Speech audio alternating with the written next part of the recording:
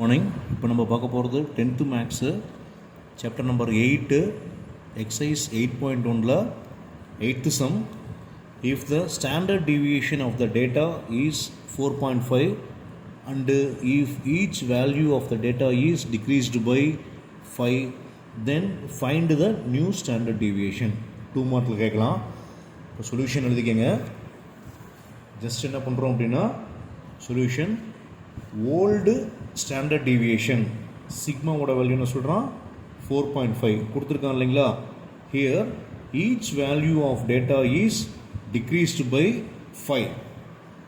Next the new standard deviation sigma equal to 4.5. ஓகேங்களா, இவ்வளோ தான், ஜஸ்ட்டு 2 மார்க்கு.